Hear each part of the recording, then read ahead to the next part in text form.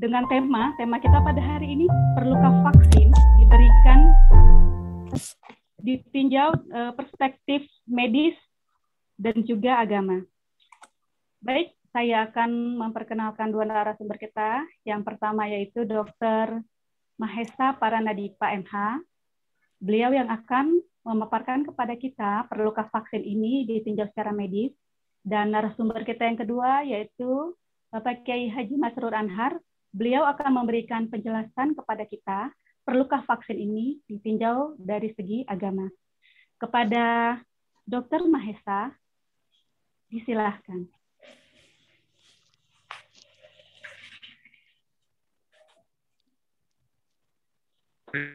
Bismillahirrahmanirrahim. Assalamualaikum warahmatullahi wabarakatuh.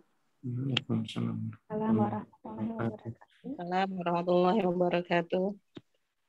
Salam yang hormati Ketua Umum Daina, Haji Masrur, para alim ulama, Bapak Ibu sekalian, yang saya hormati, puji dan syukur kehadirat Allah Subhanahu Wa Taala karena kita masih diberikan kesehatan bertatap muka melalui layar monitor laptop ataupun handphone kita. Situasi hari ini memang sedang tidak baik-baik saja. Ini merupakan cobaan dari Allah Subhanahu Wa Taala dan izinkan kami untuk sedikit berbagi untuk kemudian kita saling berdiskusi dengan terkait dengan perkembangan pandemi hari ini, tapi dikhususkan terkait dengan vaksinasi. Tapi sedikit akan saya tampilkan juga terkait dengan situasi perkembangan COVID hari ini. Saya izin share screen. Belum share screen ya? Share screen-nya belum bisa.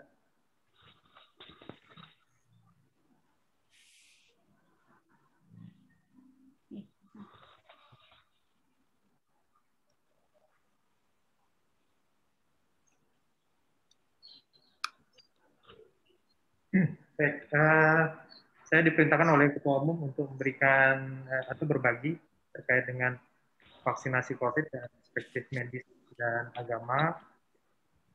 Saat ini pandemi COVID secara global angkanya terus bertambah. Mulai dari kasusnya sendiri sudah mencapai 182 juta kasus di seluruh dunia. Kematian akibat COVID sendiri sudah hampir tembus angka 4 juta jiwa di seluruh dunia, namun angka kesembuhan juga cukup tinggi juga di angka 167 juta.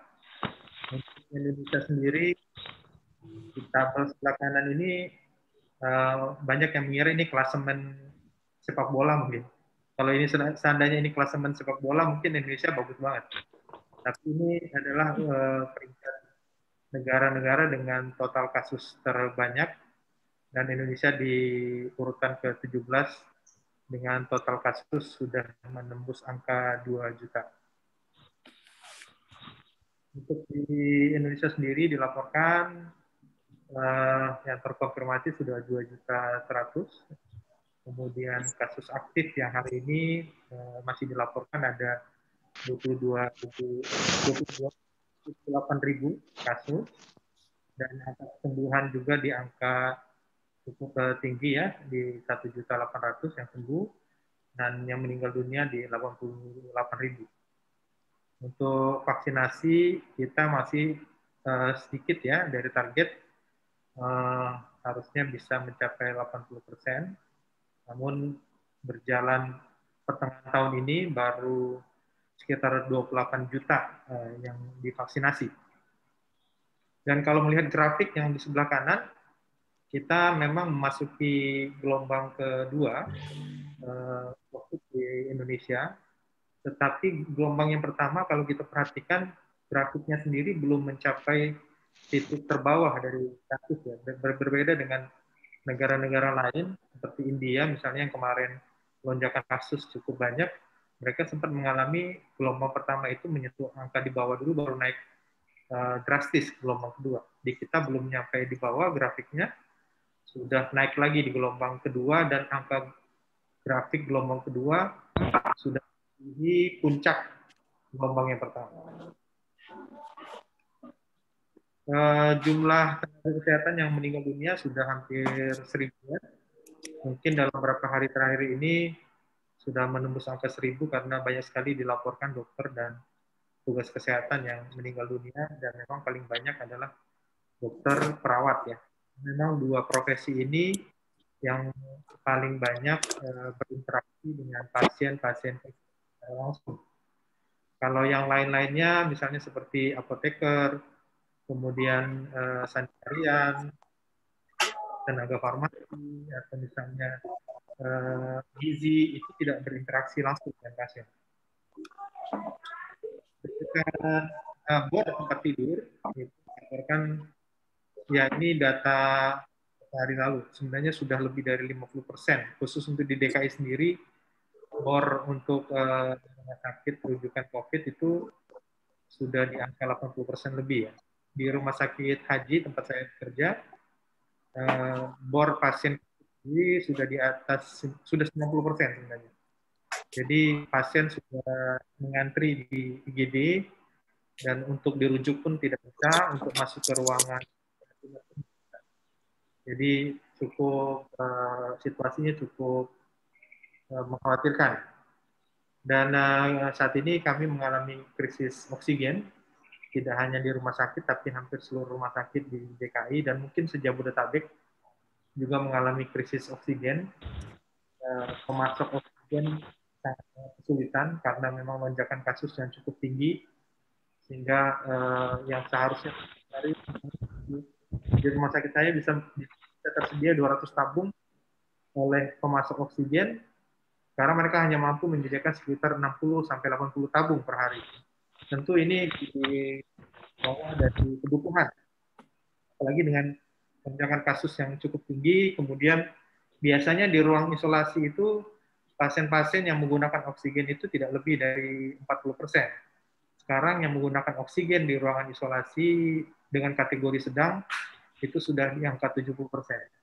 Jadi hampir rata-rata pasien yang dimasukkan ke ruangan isolasi. Nah, bicara tentang COVID, banyak orang mempertanyakan kenapa bisa COVID seperti ini. Banyak mereka yang tertular, kemudian bahkan juga banyak yang meninggal dunia. Yang memang perlu dipahami bersama adalah COVID ini adalah penyakit baru. Belum banyak di antara kita yang memiliki kekebalan tubuh secara alamiah melawan virus ini. Kemudian juga karena memang belum banyak yang divaksinasi, sehingga belum memiliki kekebalan. Varian virus sekarang dilaporkan sudah ada 10 varian virus, namun yang menjadi concern dari WHO itu ada 3 virus varian, yaitu varian Alpha, Beta, dan Delta. Delta ini adalah varian yang terakhir muncul di India kemarin, B16172.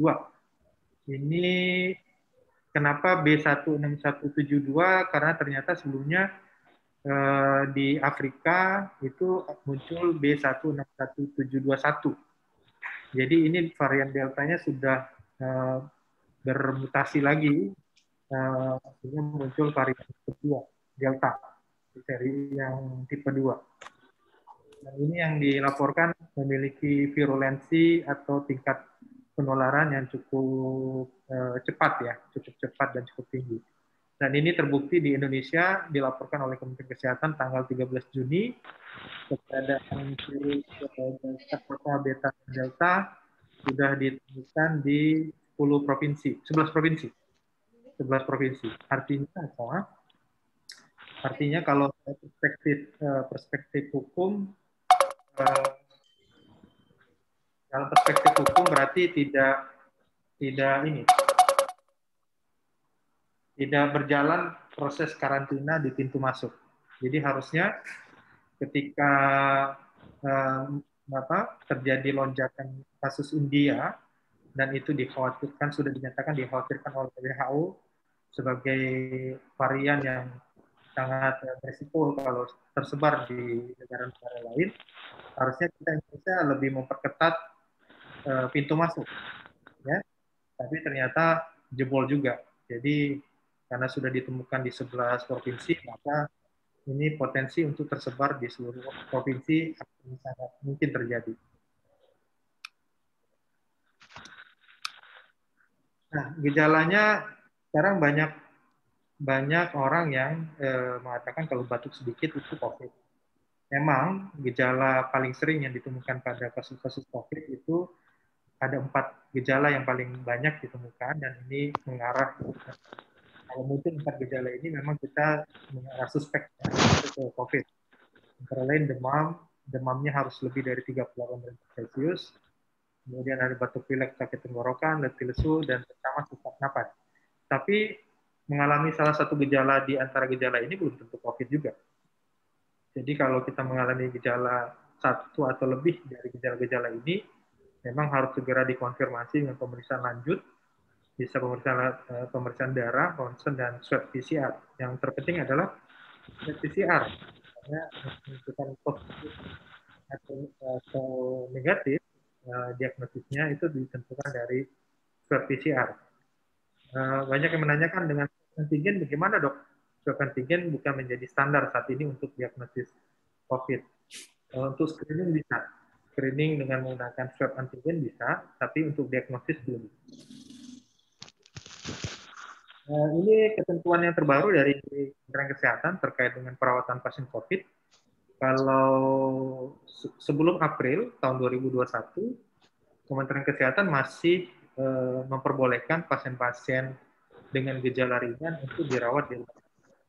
Tapi sejak terbitnya keputusan Menteri Kesehatan yang terbaru, itu untuk pasien-pasien yang ringan itu disarankan untuk isolasi, tetap isolasi mandiri. Jadi tidak bisa dirawat di rumah sakit. Jadi sekarang rumah sakit hanya menampung pasien-pasien dengan kategori sedang, berat, atau kritis. Nah, pasien-pasien dengan gejala ringan, kalaupun dipaksakan masuk ke rumah sakit, itu nanti tidak bisa dilakukan klaim ke Kementerian Kesehatan. Tapi kalau dengan gejala sedang, berat, kritis, itu masih masuk kategori untuk bisa diajukan klaim. Meskipun sampai dengan hari ini, klaim COVID banyak belum dicairkan oleh Kementerian Kesehatan kepada rumah sakit, sehingga memang kondisinya agak berat sekarang. Di saat klaim belum turun, tapi rumah sakit sudah diminta untuk menambah jumlah tempat tidur, kemudian sarana-prasarana pendukung yang lainnya pun harus juga disokong dari situ. Ya, kalau rumah sakit milik pemerintah mungkin tidak begitu berat, karena untuk gaji karyawan ini masih ditopang dengan anggaran negara, tapi untuk rumah sakit swasta, situasi hari ini cukup berat. Jadi kalau banyak yang menghubungi rumah sakit ingin dirawat itu saat ini mungkin tidak sama seperti kemarin. Saat ini pasti akan ditanya gejalanya apa. Kalau cuma bilang batuk-batuk, demam-demam aja, nanti datang ke rumah sakit akan diperiksa lagi oleh petugas di IGD. Kalau ternyata masuk kategori ringan pasti disuruh pulang untuk isolasi mandiri. Itu yang terjadi hari ini. Sehingga banyak pasien-pasien kecewa, saya pengen dirawat tapi nggak bisa dirawat. Yaitu karena kategorinya sekarang sudah berubah untuk pasien-pasien yang indikasi bisa dirawat di rumah. Nah, ini sedikit tentang PCR. Jadi kalau kita dinyatakan PCR positif, jangan langsung down atau stres, karena kita harus lihat dulu CT-nya berapa. Jadi banyak mereka yang dinyatakan ini sudah masuk pada fase penyembuhan. Jadi jangan langsung kecewa atau stres atau sedih, karena dengan CT yang di atas 20 atau 30 aja sudah masuk fase penyembuhan. Ya, insya Allah istirahat beberapa hari, kondisinya akan pulih kembali. Ini pencegahannya yang kita tahu 3M atau 3M, tapi kadang-kadang masyarakat taunya 3M, 5M, pas ditanya apa itu 3M, 5M, nggak tahu, banyak nggak tahu. Jadi sekarang fasilitasinya kami ya memang nyebut 3M, 5M, tapi harus dijelaskan 3M itu apa, 5M itu seperti apa. Kemudian yang terpenting ada hidup sehat ini, ya, karena dia menggunakan masker tapi merokoknya jalan terus gitu ya. Dia menggunakan masker tapi minum alkoholnya jalan terus. Nah, ini yang harus terus disosialisasikan ke masyarakat karena sangat jarang ada orang merokok pengennya ngerokok rame-rame. Sudah ngerokok rame itu resiko memang. Termasuk di bandara juga sering kami tanyakan, itu ada ruang merokok emang masih dibuka pada saat pandemi ini? Kalau saat pandemi ruang merokok masih dibuka, ya resiko juga penularan di situ. Nah, yang hal seperti ini memang harus terus diedukasi kepada publik, terutama sebenarnya anak-anak ya, anak-anak itu yang sering tidak patuh, seperti menyentuh wajah dan lain-lain. Ini yang perlu dihindari karena sekarang banyak penularan di rumah, klaster rumah itu karena anak-anak masih sering bertemu, kemudian dia pulang ke rumah berinteraksi dengan orang tua di rumah. Itu resikonya. Ini kami selalu edukasi ke publik terkait dengan kebiasaan kalau setelah pulang ke rumah, alas kaki, kemudian alat-alat yang lain jangan dibawa masuk, harus ada tempat khusus di rumah, jangan dicampur dengan barang-barang yang lain, segera mandi dan cuci tangan. Nah, kami masuk dalam sedikit mengulas perspektif konstitusi dan hukumnya. Di dalam konstitusi negara kita jelas bunyinya tanggung jawab negara untuk melindungi segenap bangsa Indonesia dan seluruh tumpah darah Indonesia. Jadi perlindungan kepada seluruh tumpah darah Indonesia, kadang-kadang sekarang ini pemerintah ngomongnya ada dua sisi yang harus dipegang, sisi ekonomi dan sisi kesehatan. Bahkan saya pernah hadir pertemuan Ketua Komite COVID, Pak Erlangga, beliau sampaikan ada dua sisi yang harus kita jaga, sisi ekonomi dan sisi kesehatan. Memang betul, dua sisi itu harus dijaga, tapi dalam situasi seperti apa, itu harus dijelaskan dulu. Dalam situasi lonjakan yang tidak begitu tinggi, maka dua sisi itu memang harus dijalankan. Jadi kalau tidak positif rate-nya sudah bisa diturunkan, maka ekonomi harus dibangkitkan kembali. Tapi kalau positifnya terlalu tinggi, kemudian ekonomi masih dijalankan, orang masih bisa berinteraksi di tempat-tempat perdagangan, jual beli, itu tentu akan beresiko. Sehingga memang pertimbangannya harus benar-benar matang, kapan situasi ekonomi bisa dilonggarkan, kapan kesehatan yang harus diketatkan. Ini tanggung jawab pemerintah di dalam undang-undang. Yang kemarin saya agak kritisi itu adalah terkait dengan undang-undang wabah tahun 84. Di DPR itu sejak tahun 2015 sudah masuk prolegnas, tapi belum selesai dibahas, sehingga di awal tahun kemarin kita mendesak DPR untuk segera menuntaskan pembahasan undang-undang wabah ini karena banyak sekali pasal-pasal yang sudah tidak relevan lagi dengan undang-undang ini. Nah, ini yang perlu disadari juga oleh semua pihak, bahwa situasi darurat akibat COVID hari ini belum dicabut oleh Presiden. Jadi Presiden pernah mengeluarkan keputusan Presiden nomor 11 tahun 2020 tentang situasi darurat, status darurat kesehatan masyarakat karena COVID, sampai dengan hari ini belum dicabut. Artinya apa? Artinya situasi hari ini masih darurat. Dalam perspektif darurat harusnya penanganan dan pendekatan pun harusnya pendekatan darurat. Tapi kalau kita perhatikan perbandingan antara Kepres ini dikeluarkan tanggal 31 Maret 2020 dengan hari ini berbeda. Ketika Kepres dikeluarkan 31 Maret 2020, semua orang stay at home. Aktivitas di jalanan begitu sepi. Tapi hari ini dengan kasus konfirmasi 20.000 per hari, kemudian kemarin pecah yang meninggal dunia itu di angka 400-an, situasinya saya di jalanan masih melihat keramaian, masih melihat banyak orang nggak pakai masker. Perlu dipahami juga ada hak-hak publik yang diatur di dalam undang-undang, ada hak untuk memperoleh kesehatan, hak akses, informasi, dan lain-lain. Tapi ada juga kewajiban-kewajiban yang harus dipahami oleh publik. Bahwa publik harus wajib ikut serta dalam penanggulangan, termasuk misalnya saya sering sampaikan,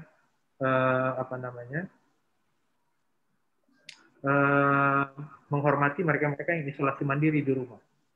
Jadi kalau masih ada stigma negatif terhadap mereka yang isolasi mandiri, bahkan mengintimidasi, itu sebenarnya mereka tidak menjalankan kewajiban sebagai masyarakat. Nah, ini yang kemudian kami selalu sampaikan, bahwa ada yang disebut dengan individual rights atau hak asasi individual. Dalam hal ini adalah hak pasien yang diatur di berbagai undang-undang. Tetapi hak pasien di sini berhadapan dengan hak publik atau social right, kemudian berhadapan juga dengan tanggung jawab pemerintah, kemudian berhadapan juga dengan tanggung jawab pemberi pelayanan kesehatan. Sehingga kalau ada publik atau ada pasien atau keluarga pasien yang menolak protokol kesehatan, tidak mau dirawat karena COVID, tidak mau dimakamkan secara protokol COVID, maka sebenarnya dia mengancam keselamatan publik. Dan kalau mengancam keselamatan publik, maka ada pasal di Undang-Undang Kesehatan yang mewajibkan masyarakat untuk tetap wajib protokol kesehatan. Nah, kita masuk kepada vaksin. Vaksin secara definisi umum adalah produk biologi yang berisi antigen berupa mikroba dan lain-lain. Tapi beberapa produk vaksin yang hari ini beredar dan disetujui oleh WHO itu memiliki perbedaan proses pembuatannya.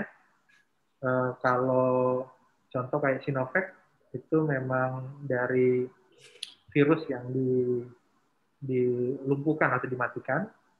Kalau AstraZeneca itu menggunakan virus lain tapi dimodifikasi agar dibaca seperti virus corona. Jadi macam-macam. Tapi tentu itu sudah melewati penelitian-penelitian dari mulai fase 1, 2, dan 3. Vaksin bukan obat, jadi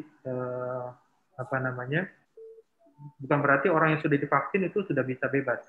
Tapi ada pertanyaan ke saya, di Amerika kenapa ada kebijakan pemerintah USA untuk membebaskan orang nggak pakai masker setelah divaksin? Harus dilihat dulu. Di USA sekarang positif rate-nya sudah 1% atau bahkan di bawah 1%. Kita positif rate-nya masih di atas 20%, masih di atas 10%. Jadi bukan karena sudah divaksinnya, tapi karena di USA tingkat penularan sudah dikendalikan di bawah standar WHO, yaitu di bawah 5%.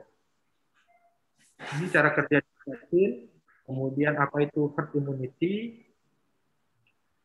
Nanti saya tampilkan simulasinya. Sebenarnya yang kita mau kan di awal itu jangan herd immunity. Jadi yang di awal sekali pandemi yang kita inginkan itu adalah penularannya kita kendalikan. Jadi bukan herd immunity. Kalau herd immunity itu nanti ada dua mekanisme. Membentuk herd immunity dengan vaksinasi atau membentuk herd immunity dengan banyak orang yang positif. Nah, itu dua hal yang satu hal negatif kalau vaksinasi oke, tapi yang membiarkan orang lain untuk positif itu menurut saya tidak bijak. Nah, ini simulasinya. Saya gambar ini simulasinya terkait dengan vaksinasi. Jadi ini kalau orang belum mendapatkan vaksinasi, maka dia akan rentan untuk terjadi penularan. Tapi kalau sudah ada beberapa orang yang divaksinasi, maka penularannya rentan berisiko kepada mereka yang belum divaksinasi. Tapi kalau yang divaksinasi itu sudah melebihi 70%, maka dia akan bisa memproteksi banyak orang. Nah, kalau saya kembalikan ke gambar tadi,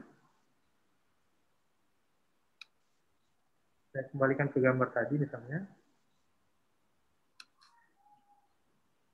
Ya, di gambar ini yang divaksinasi ini bisa jadi dia sudah terbentuk kekebalan tanpa vaksinasi.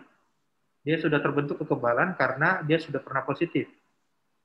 Nah, yang jadi masalah kita mau menunggu makin banyak orang yang memiliki kekebalan karena pernah positif atau divaksinasi.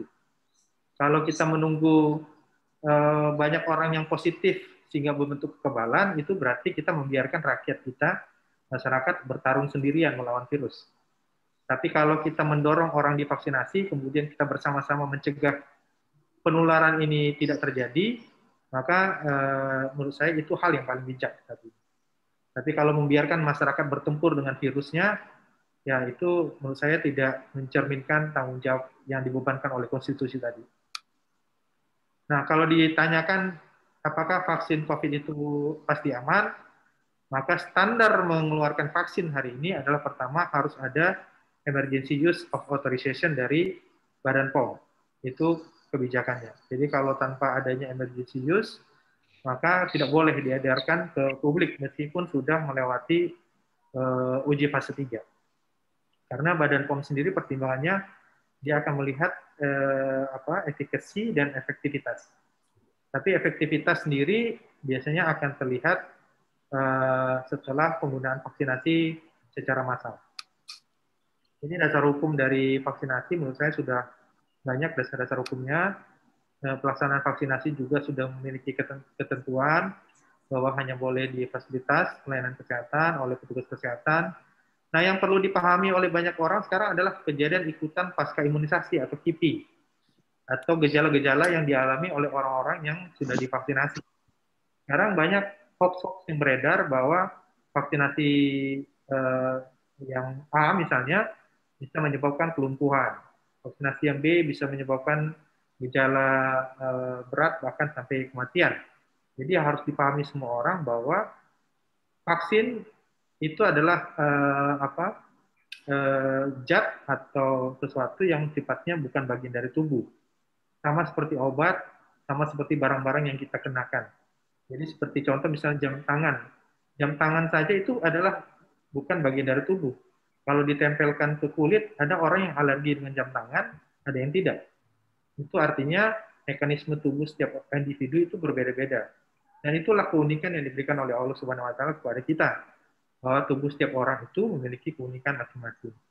Dan gejala yang dialami oleh setiap orang pun itu akan masing-masing. Jadi kita tidak bisa mengatakan bahwa setiap divaksinasi Sinovac pasti gejalanya lah ngantuk. Ya, itu individual, tidak semua orang akan mengalami itu. Atau setiap orang yang mengalami disuntik dengan AstraZeneca akan demam atau sakit kepala, tidak semua orang akan mengalami itu. Jadi ini yang disebut dengan kejadian ikutan pasca imunisasi, dan ini akan dievaluasi berapa banyak gejala-gejala yang ditimbulkan setelah pemberian vaksinasi. Nah, saya sejak tahun lalu menyoroti terkait dengan strategi komunikasi publik yang menurut saya belum secara baik dijalankan. Ini kenapa saya nyatakan seperti itu, karena masih banyak publik yang belum paham tentang apa itu COVID, apa itu vaksinasi, berarti strategi komunikasi kita belum berjalan. Nah, ini harusnya pemerintah lebih gencar melakukan strategi komunikasi, harusnya bisa bergandengan tangan dengan stakeholder, bisa bersama-sama DAINA, misalnya DAINA ikut membantu program strategi komunikasi ke publik, ya, dengan jangkauan yang justru bisa lebih luas. Nah, dalam perspektif Islam sendiri, untuk pelaksanaan vaksinasi sudah ada fatwa MUI yang spesifik terhadap vaksin, ya, baik itu vaksin AstraZeneca maupun vaksin Sinovac. Cuma memang ada perbedaan antara dua produk vaksin ini. Kalau vaksin AstraZeneca ada catatan khusus di dalam fatwa tersebut bahwa memang vaksin AstraZeneca mengandung tripsin yang berasal dari babi. Sedangkan Sinovac tidak mengandung tripsin dari babi. Sehingga keputusan fatwa terkait dengan produk vaksin Sinovac itu dinyatakan hukumnya suci. Berbeda dengan yang Sinovac. Sinovac dikatakan tetap haram karena mengandung ini, tetapi penggunaannya itu dibolehkan atau mubah. Jadi ini yang mungkin harus terus diinformasikan ke publik. Terus ada pertanyaan ke saya muncul, Dok, kalau saya dijadwalkan vaksinasi, terus saya tahu yang digunakan itu adalah AstraZeneca, boleh nggak saya menolak? Ya boleh aja, boleh. Kalau Anda menolak pada saat penjadwalan vaksinasi yang ternyata menggunakan vaksin AstraZeneca, ya boleh. Kan untuk divaksinasi harus ada surat pernyataan persetujuan divaksinasi. Kalau Anda nggak datang, nggak divaksin, ya nggak apa-apa, nggak ada hukuman. Tetapi jangan sebarin informasi-informasi bahwa, oh itu babi, jangan kamu, nggak boleh, itu hak individual setiap orang. Karena ada juga umat muslim yang tetap berpegang kepada fatwa MUI. Nggak masalah, karena sudah dinyatakan fatwa dibolehkan, ya meskipun mengandung tripsin dari babi. Dan mempengaruhi orang lain dengan pendapat pribadinya, ya. Masa pendapat pribadi mengalahkan fatwa MUI misalnya. Itu yang kami selalu sampaikan, karena jangan sampai juga program vaksinasi ini tidak berjalan, karena tadi prinsip utamanya program vaksinasi adalah memberikan kekebalan komunal untuk banyak pihak, karena program penanggulangan penularan virus kita sepertinya kurang begitu baik dijalankan, karena penularan masih terus terjadi. Jadi kalau tanpa vaksinasi, berdasarkan simulasi tadi akan sangat berisiko penularan itu lebih ke banyak orang. Ini sanksi-sanksi pidananya kalau kita menghasut orang untuk mengikuti protokol atau tidak mau divaksinasi, bisa dikenakan pasal di Undang-Undang Wabah dan Undang-Undang Kekarantinaan Kesehatan dengan ancaman pidananya kalau di Undang-Undang Wabah itu 1 tahun, tapi di Undang-Undang Undang-Undang Karantina Kesehatan itu ancamannya lebih lama. Bila disertai dengan berita bohong, bisa dikenakan pasal di ITE, pasal-pasal di ITE itu dengan ancaman pidananya 6 tahun penjara. Kemudian bagi mereka yang berinteraksi dengan orang lain, padahal tahu dirinya positif, bisa dikenakan pasal-pasal di KUHP. Tetapi kami selalu menyampaikan dalam diskusi-diskusi dengan Polri, kami sampaikan bahwa pemerintah harus tetap mengedepankan asas ultimum remedium, artinya jangan berpikir bahwa setiap yang salah harus dipenjara terus. Karena dalam situasi pandemi begini sangat tidak bijak kalau perspektifnya adalah pidana penjara. Karena di banyak negara pidana itu adalah pidana denda. Jadi di Singapura, di Australia, di beberapa negara di Eropa maupun di Jazirah Arab itu menggunakan pidana denda. Tapi pidana dendanya konsekuen. Kalau pidana dendanya sekian puluh juta atau sekian ratus juta, ya memang harus sekian ratus juta harus dibayar. Jangan kemudian pidana dendanya 100 juta tapi bisa ditawar-tawar. Nah, ini yang kemudian menyebabkan penegakan hukum kita agak sulit karena dianggap bahwa selesai dalam negosiasi. Mungkin itu dari saya, Kak Sadia. Kami kembalikan kepada Kak Sadia. Demikian, terima kasih. Wassalamualaikum warahmatullahi wabarakatuh.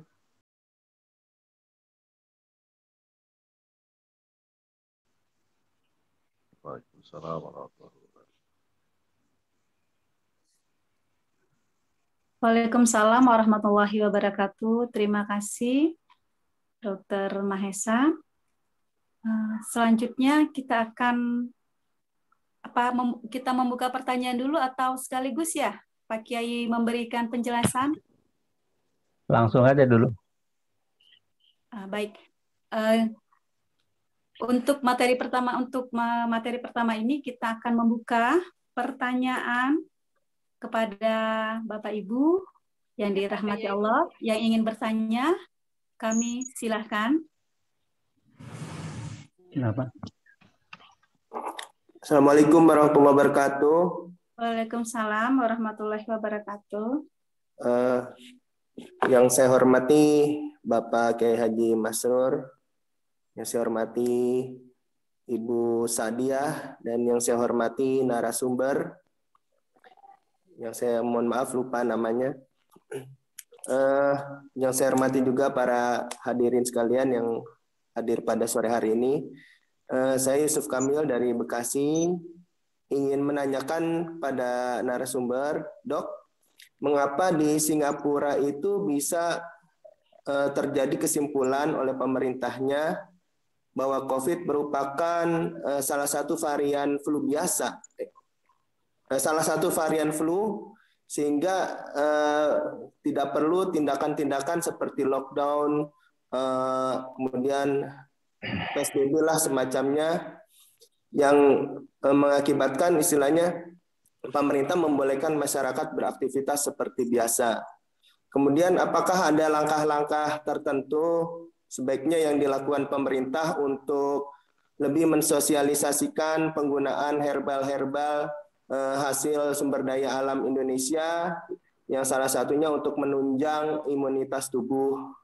Setahu saya kan di Indonesia ini ada banyak produsen jamu-jamuan yang mungkin apabila itu dilibatkan mungkin bisa lah menghasilkan suatu produk yang istilahnya merakyat, yang bisa dijangkau oleh seluruh rakyat Indonesia sehingga dapat meningkatkan imunitas tubuhnya. Walaupun masyarakat tersebut tidak terkena vaksin gitu. Sekian dari saya. Assalamualaikum warahmatullahi wabarakatuh. Assalamualaikum warahmatullahi wabarakatuh. Ya, Ibu Diah, silakan. Warahmatullahi wabarakatuh. Pertama, terima kasih atas waktunya. Saya langsung aja. Saya untuk mempersingkat waktu pada pertanyaannya, yaitu begini kepada Pak Dokter tentang vaksinasi ini. Menurut saya yang tadi Pak Dokter simulasikan namanya apa di sekitarnya tentang vaksinasi, sepertinya tidak efektif. Kenapa saya bilang tidak efektif? Karena kadang yang divaksinasi itu dia udah 1 kali 2 kali vaksinasi, kemudian imunnya tidak terbentuk juga gitu. Dia tes imun, kemudian imunnya tidak terbentuk juga. Jadi kenapa harus menghadapi COVID ini? Kenapa harus vaksinasi? Karena gini, imun itu dibentuk bisa juga dengan menaikkan imun seperti tadi, misalnya dengan kita makan dengan memakan yang seperti herbal gitu kan. Jadi kenapa tidak, bagaimana cara menaikkan imun gitu? Karena saya bilang vaksinasi itu tidak efektif. Melihat gejala-gejala yang setelah divaksinasi, orang itu kadang macam-macam. Jadi setelah vaksinasi, nah vaksinasi ini kadang kan itu tidak sama ya imun tubuh seseorang itu, atau ininya daya tahan tubuhnya memang tidak sama. Jadi vaksinasi ini diberikan kepada orang yang sehat. Ketika orang tidak sehat bisa divaksinasi, kemudian bisa macam-macam ya, meninggal ya, lumpuh ya, tadi itu banyak-banyak kejadiannya seperti itu. Terus kemudian mengenai komunikasi publik nih Pak Dokter, komunikasi publik saya rasa mengenai vaksin ya, komunikasi publik mengenai vaksin. Vaksin ini kalau di banyak masyarakat mengatakan bahwa vaksinasi ini adalah seperti gini, karena pemerintah selalu menakut-nakuti gitu kan, menakut-nakuti seperti COVID ini adalah sebuah monster yang sangat berbahaya gitu. Jadi seolah-olah vaksin ini adalah wajib, juru selamat, wajib penyelamat gitu, penyelamat untuk supaya tidak kena COVID. Padahal sudah vaksinasi juga bisa kena juga gitu. Baik Bu. Beda ya. Baik, dicukupkan dulu. Penanya ketiga tadi dari Bapak Suharyanto yang ingin bertanya, silakan Pak.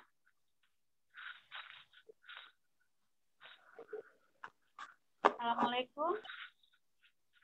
Bapak Suharyanto, silakan Pak. Aja Bu Dia. Silakan Pak. Saya aja Bu Dia. Assalamualaikum. Waalaikumsalam warahmatullahi wabarakatuh. Salam. Silakan Pak. Ya, penanya ketiga. Tadi yang ingin bertanya? Saya Bu Dia. Ya, silakan Pak, silakan. Ya, Assalamualaikum warahmatullahi wabarakatuh. Waalaikumsalam warahmatullahi wabarakatuh. Terima kasih kepada Pak Ketum, Pak Dokter Mahesa Pranadipa, panjang lebar tentang COVID, Corona, beserta sanksinya. Menyambung barangkali dengan pertanyaan tadi, pertama, tentang bahaya penularan tentang COVID dengan 3M, 4M, 5M pencegahannya, dan dengan vaksin. Tapi yang jadi pertanyaan itu pertama bahwa pemerintah sering menakut-nakutin ya dengan pidana lah ini dan itu, sehingga masyarakat itu bukannya yang terjadi adalah ketakutan dan akhirnya stres. Kemudian ada sebuah pertanyaan yang menggelitik di masyarakat bahwa sekarang banyak orang yang meninggal. Hampir 90% yang meninggal itu adalah COVID, Corona. Kalau tahun-tahun yang lalu, yang sakit jantung, paru-paru, diabetes, muntaber, segala macam, kemana penyakit itu gitu. Nah, barangkali dokter bisa menjelaskan tentang hal itu. Terima kasih, Dok. Baik. Saya bisa tanya, Bu Sadia? Ya, singkat aja. Singkat aja pertanyaan saya. Tadi dijelaskan bahwa yang sudah divaksin tidak menjamin kekebalan tubuh dalam hal kena virus. Nah, pertanyaan saya, kenapa harus divaksin? Kalau sudah divaksin pun tidak menjadi kebal dalam hal virus corona. Terima kasih. Terima kasih, Pak. Assalamualaikum warahmatullahi wabarakatuh. Waalaikumsalam warahmatullahi wabarakatuh. Baik, apakah masih ada yang ingin bertanya? Di sana Pak, di TU utama, ruang TU utama. Gelap. Dimut dulu, Pak Yusuf. Baik. Di ruang TU utama. Bang Yusuf, tolong di-unmute dulu. Ya. Baik, dokter dipersilahkan untuk menjawab. Yang pertama tadi dari Saudara Yusuf Kamil. Ya, saya mencoba menjawab dari pertanyaan. Ada pertanyaan. Yang pertama dari Bang Yusuf Kamil. Yusuf, ya. Saya dengan ada informasi di Singapura, pemerintahnya menyatakan bahwa COVID ini seperti flu biasa.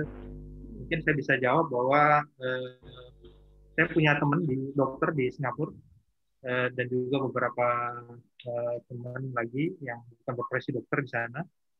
Dan informasi terkait bahwa pemerintah Singapura menyatakan COVID itu sebagai flu biasa itu tidak betul ya, Bang Yusuf ya.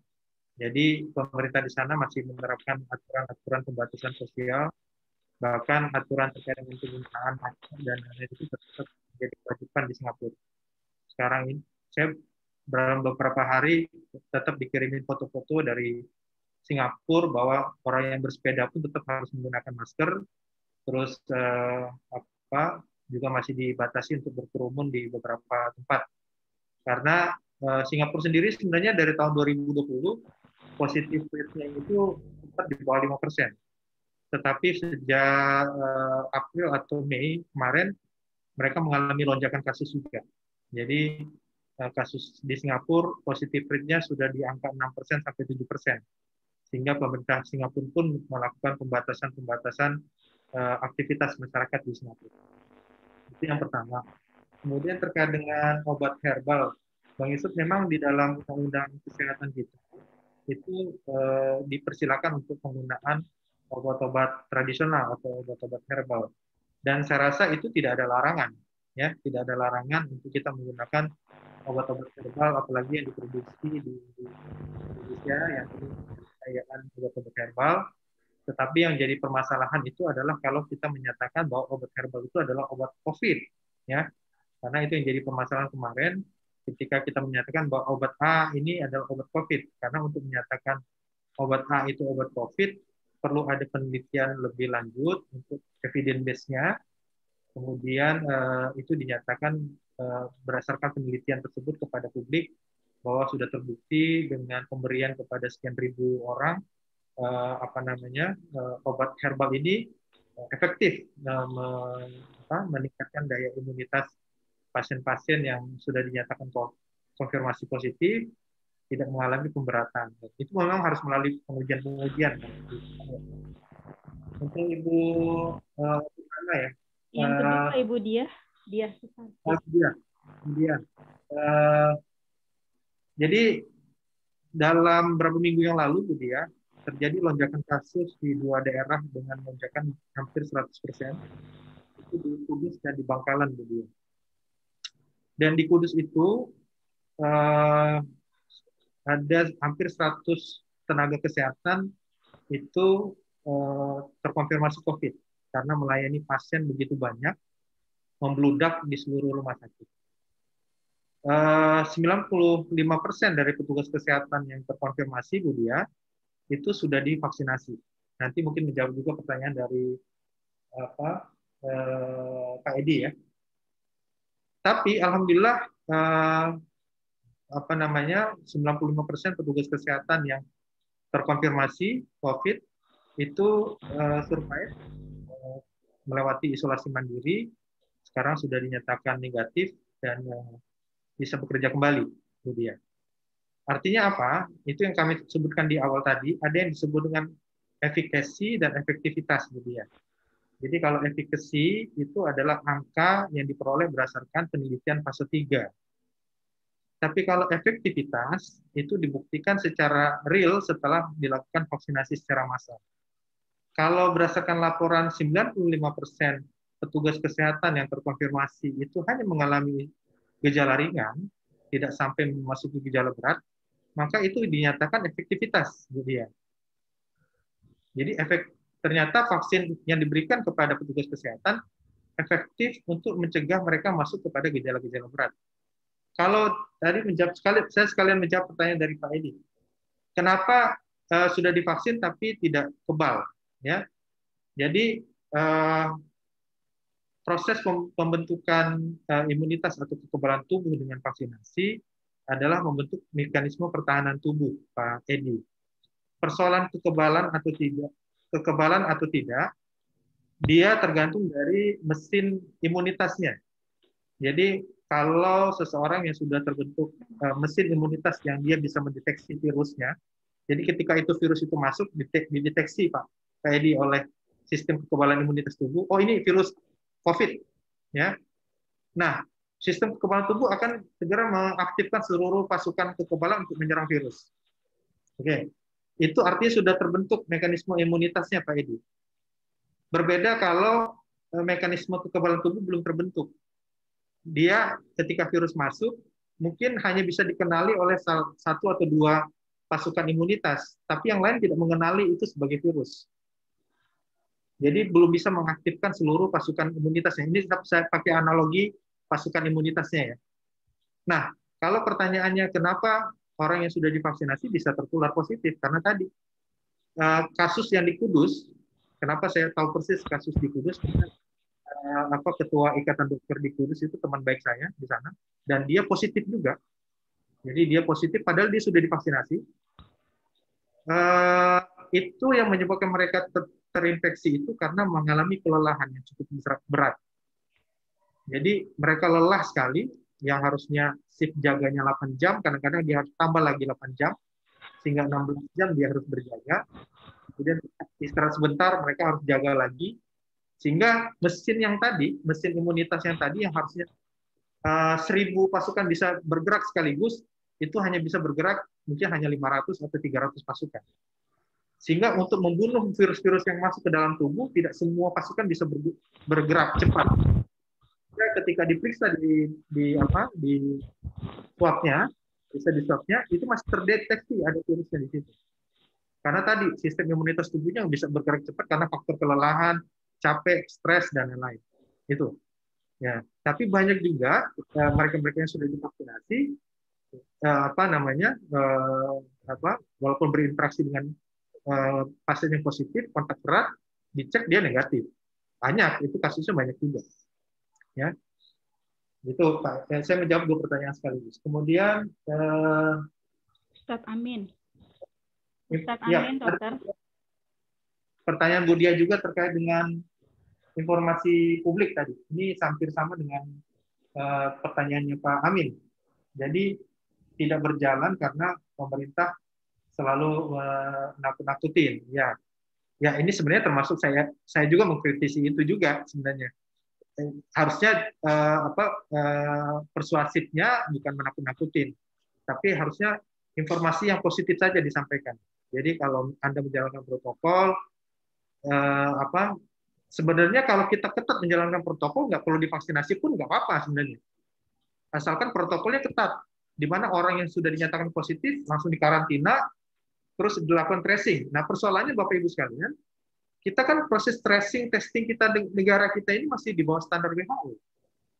Sebagai contoh misalnya standar WHO ketika satu orang dinyatakan positif, tracingnya itu harusnya 40 orang melakukan tracing. Kita itu paling banyak itu 10 orang tracingnya. Kemudian testing kita juga. Testing kita masih di bawah standar WHO. Testing kita. Sehingga mendeteksi orang-orang yang positif atau orang-orang yang suspek COVID itu masih kecil sekali.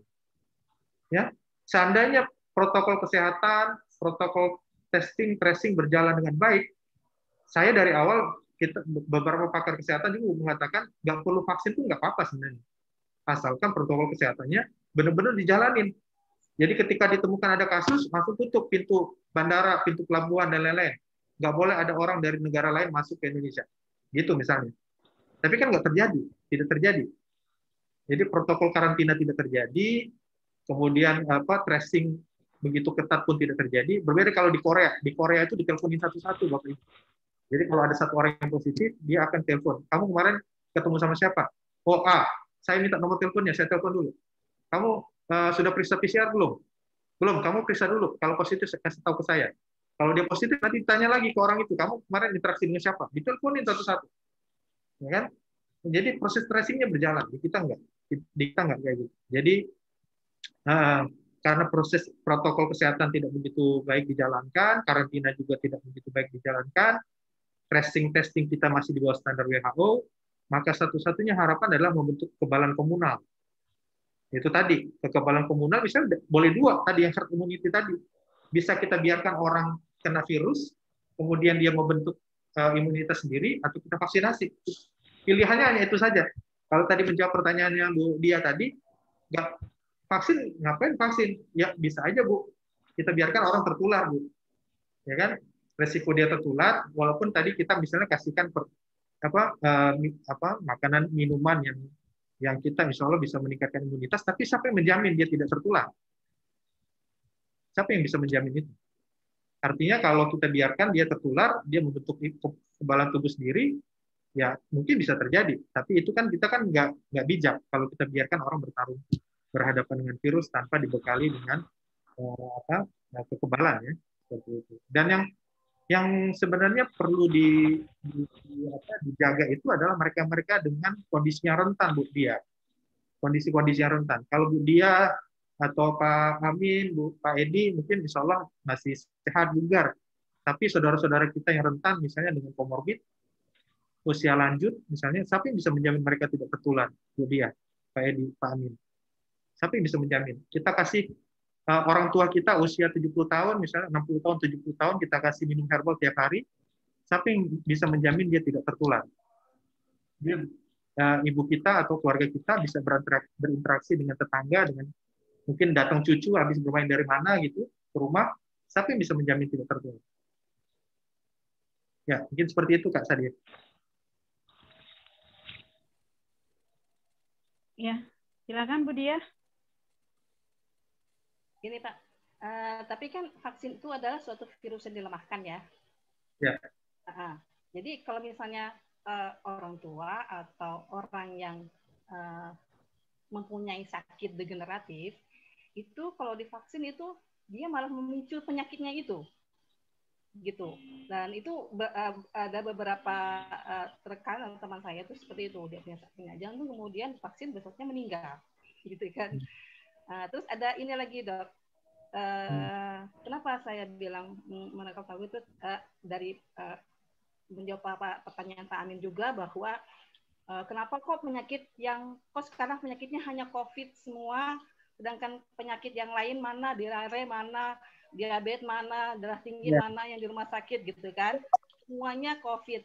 Karena gini Pak, ada saya punya sepupu, nah sepupunya ini punya sepupu dari ayahnya gitu ya, itu dia sakit kena lambung, asam lambung. Kemudian kok dia ke rumah sakit, dia bilang dia harus menandatangani penyakit COVID. Seperti itu. Nah, terus kalau nggak menandatangani itu, maka nggak akan dilayani. Loh, ini berarti memang semua orang yang sakit masuk ke rumah sakit itu harus menandatangani COVID. Berarti semua orang sakit yang masuk ke rumah sakit itu adalah COVID. Ya. Baik. Ya. Sebentar dokter, mohon maaf. Waktu kita ini kan sebenarnya hanya sampai pukul 5. Sementara pembicara kedua, Kiai Masrur itu belum. Ya. Jadi untuk Bu Diah, mohon maaf ya Bu, kita sudahi dulu. Oke, lain kali kita ketemu lagi. Lain waktu kita akan diskusikan lagi untuk selanjutnya. Mohon maaf dokter, untuk dokter selesai. Kita akan kita kepada Bapak Kiai Haji Masrur Anhar untuk memberikan penjelasan perlukah vaksinasi COVID-19 perspektif agama. Kepada Pak Kiai, kami silakan. Assalamualaikum warahmatullahi wabarakatuh. Waalaikumsalam warahmatullahi wabarakatuh. Ngeran jelas ya? Ya, bismillah, alhamdulillah, wassalatu wassalamu ala rasulillah. Wa ala alihi wa sahbihi wa mawalah la haula wa la quwata illa billah. Amma ba'd. Untuk yang kedua ini saya akan mengawali membaca satu ayat di dalam surat Ali Imran ayat 104. A'udzubillahi minasyaitonir rajim. Wal takum minkum ummatu yad'una ilal khair wa ya'muruna bil ma'ruf wa yanhauna 'anil munkar wa ulaika humul muflihun. Shadaqallahu adzim. Ayat ini saya pikir kita sering baca dan mudah-mudahan hafal ya, hafal. Cuma persoalannya ketika implementasi barangkali yang perlu. Ya.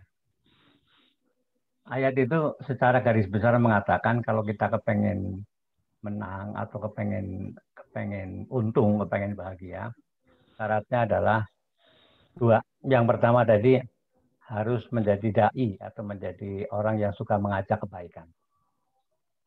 Kemudian yang kedua menjadi amir atau menjadi penguasa yang melaksanakan tugas ya'muruna bil ma'ruf wa yanhauna 'anil munkar.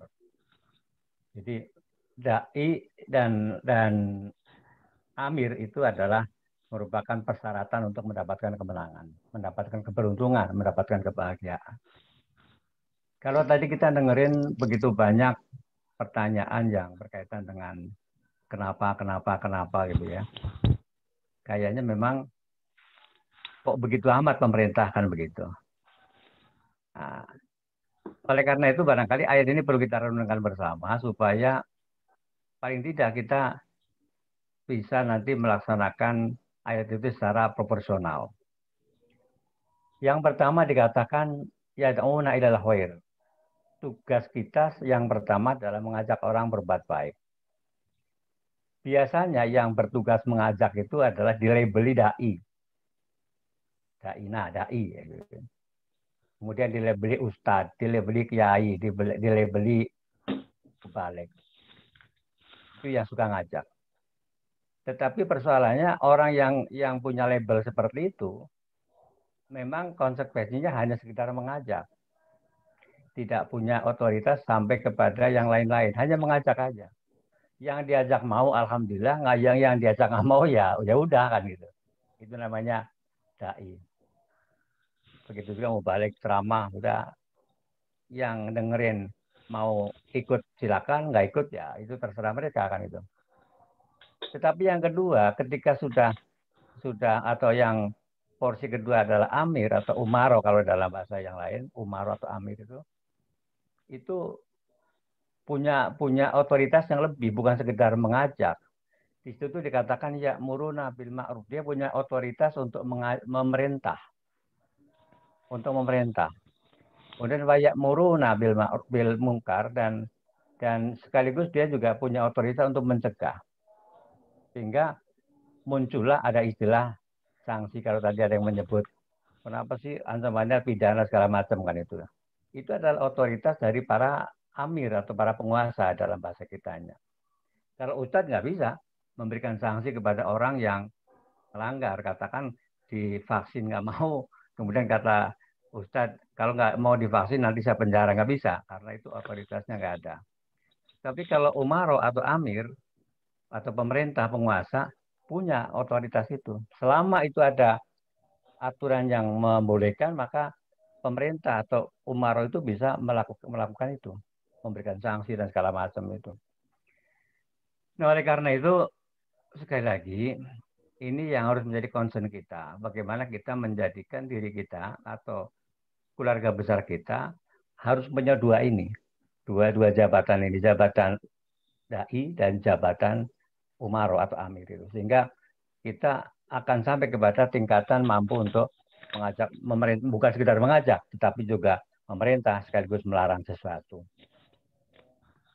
Pada bulan Februari kemarin 2020 ya, 2020 itu ketika itu belum ada orang kenal itu apa itu COVID. Pemerintah juga masih mengatakan nggak ada COVID atau belum ada COVID. Daina itu sudah memprakarsai, membuat seminar kebangsaan di Yarsi, kerjasama antara Daina, Yarsi, kampus Yarsi, kemudian PBID, tempatnya Pak Dr. Amaisa, kemudian Kementerian Kesehatan, kemudian pemerintah DKI, kita bikin seminar itu. Bagaimana untuk mengatasi COVID-19 itu. Nah, tapi karena dai itu atau kita bukan pemerintah, bukan penguasa, ya hanya sekedar seminar. Di seminarnya kita sampaikan kepada pemerintah, tolong ini di follow up, kan begitu. Sehingga apa yang kita kerjakan sebatas itu, sebatas masukan kepada negara, masukan kepada pemerintah. Nah, padahal yang ngomong ketika itu adalah para pakar dari ada pakar tata negara Pak Yusril, ada dari PBID Pak Daeng, kemudian ada dokter dari rektor Yarsi. Itu kan orang-orang yang luar biasa semua. Tapi ternyata memang karena bukan pemerintah, ya hanya sebatas menyampaikan informasi, menyampaikan gagasan atau usulan-usulan. Jadi oleh karena itu, ini katakanlah pemerintah atau penguasa, ya, kemudian di dalam melaksanakan tugasnya memberikan sanksi segala macam itu, maka mau tidak mau kita nggak bisa mengelak, gitu kan? Kita nggak bisa mengelak. Betapapun itu sesuatu yang menakutkan. Kalau divaksin ntar matilah kan itu. Udah kalau divaksin ini kita nggak bisa mengelak, ya kan? Bahkan dulu barangkali kita bicara lebih ekstrim lagi. Ketika beberapa tahun lalu kita kan ada kewajiban setiap orang berangkat haji atau umroh itu harus pakai meningitis. Mengandung unsur babi. Berarti haram kan? Bahkan satu hal yang mutlak dijadikan persyaratan untuk berangkat haji umroh, maka suka nggak suka orang yang mau berangkat haji umroh, yang mau melaksanakan ibadah harus meningitis walaupun ada unsur babinya. Nah, ini bagaimana hukumnya kan itu? Jadi ini persoalan yang mestinya menjadi concern kita bersama. Andai kata kita hari ini diberikan kekuasaan, katakan saya dikasih kekuasaan untuk menjadi penguasa. Apakah kira-kira saya bisa juga seperti yang pertanyaan teman-teman ini tadi itu, untuk mengatakan yang enteng-enteng aja, nggak divaksin juga nggak apa-apa gitu kan, nggak usah pakai 3M, 5M juga nggak apa-apa kan itu. Apakah nanti kalau saya jadi penguasa seperti itu, ya, saya pikir kita akan mungkin sama juga dengan yang hari ini. Karena dari mulai RT aja kita kan sekarang kita lihat RT saja sudah mengatur dengan ada 3M, 5M itu. Jadi kalau kita baca kaidah usul fikih, umpamanya lah salah satu contoh berkaitan dengan tadi, apakah kita boleh pakai vaksin apa enggak itu.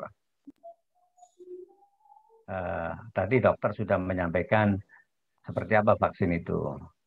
Ya walaupun kalau bicara ekses tadi sudah disebut, yang namanya ekses daripada vaksinasi itu macam-macam. Ada yang memang tidak bikin sakit, tapi ada yang bikin sakit tergantung masing-masing orang itu.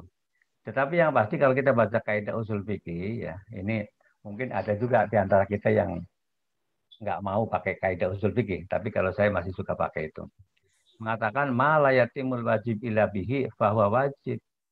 Apa-apa yang menjadi persyaratan, apa-apa yang menjadi persyaratan untuk terwujudnya sesuatu, maka persyaratan itu menjadi wajib. Umpama kan itu. Sekarang kita mau berangkat ke luar negeri, apakah mau melancong atau menengok saudara atau pergi haji umroh. Kemudian ada persyaratan. Persyaratannya apa? Harus menunjukkan sertifikat vaksin. Sementara selama ini kita menolak vaksin. Tapi persyaratan itu menjadi persyaratan yang menjadikan kita bisa berangkat. Nah, pertanyaan kita mau vaksin, punya sertifikat vaksin apa enggak kan gitu jadinya. Ini kan masalah-masalah yang sebetulnya yang terjadi selama ini begitu. Nah, itu. Jadi mau nggak mau kita harus ikut vaksin walaupun dengan ketakutan, dengan membayangkan segala macam itu. Saya tidak menafikan adanya ekses pasti. Dokter tadi juga tidak menafikan. Ada yang namanya ekses. Habis divaksin baru 1-2 hari mati kan itu kan. Memang ngeri juga kalau lihat begitu. Saya kemarin aja mau vaksin maju mundur ya, gitu kan. Tapi karena ini juga merupakan satu hal yang perlu barangkali nantinya ya. Sekarang saya kira belum ada dokter ya. Belum ada tentang pidana untuk orang-orang yang mau divaksin. Saya pikir belum sampai ke sana lah. Termasuk juga kemarin saya lihat ada edaran dalam bentuk player yang mengatakan kalau mau bikin SIM atau bikin SKCK harus pakai menunjukkan surat bukti sudah vaksin. Nah, ini apakah memang itu sudah menjadi kewajiban atau baru warming up di pemanasan untuk supaya orang segera. Nah, oleh karena itu saya lihat di Madura itu ada satu hal yang menurut saya itu kreatif lah. Di Madura itu untuk vaksinasi itu pertama dilaksanakan secara drive-thru, jadi agak cepat itu. Jadi tidak ngantri seperti di sini itu, kayak kemarin di Gelora Bung Karno itu sampai puluhan ribu itu kan. Katanya nggak boleh kumpul-kumpul, tapi di sana kumpul sampai puluhan ribu kan, ini kontradiktif ya antara larangan kumpul-kumpul, tapi sisi lain ngumpulin orang juga untuk vaksinasi. Nah ini. Nah kemarin saya lihat di video di Madura itu untuk vaksinasi pakai drive-thru, jadi pakai motor aja, pakai mobil motor, jadi nggak perlu turun dari kendaraan, ya udah disuntik. Nah untuk memacu orang supaya semangat, maka ada hadiahnya, dikasih hadiah kambing gitu.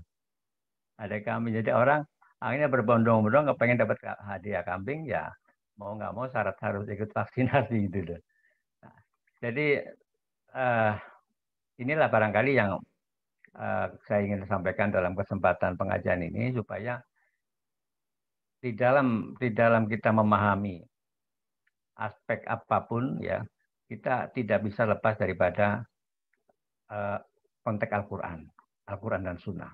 Oleh karena itu tadi saya mengawali dengan ayat, maksud saya supaya apa? Supaya paling tidak kita punya rujukan yang pasti bahwa ternyata kita punya tugas bukan sekedar ceramah, bukan sekedar diskusi, bukan sekedar ngobrol-ngobrol seperti ini, tetapi lebih dari itu. Kalau kita kepengen mengatur negara, ya kita harus sampai kepada menjadi pemimpin. Mulai dari ketua RT kita harus pegang, ketua RW kita pegang, lurah kita pegang, bupati kita pegang, gubernur kita pegang, presiden pun kita pegang, DPR kita pegang. Sehingga kalau itu kita laksanakan, kita sudah laksanakan, mudah-mudahan kita bisa merasakan bagaimana menjadi ketua RT, bagaimana menjadi ketua RW, bagaimana menjadi presiden. Kalau belum, memang kita hari ini memang luar biasa. Kalau namanya melihat keadaan ini seperti ketidakpuasan, pastilah semua orang tidak puas dengan melihat kenyataan yang ada itu. Karena apalagi kalau dikaitkan dengan wah di sini lagi ketat-ketatnya ada PPKM segala macam, kalau di tempat lain kok begitu longgar umpama gitu. Ini juga bagian daripada yang mungkin nanti akan kita rasakan ketika kita menjadi amir gitu. Nah, hari ini kita baru pada tahap barangkali menjadi tadi yang pertama dai atau penyampai dakwah itu.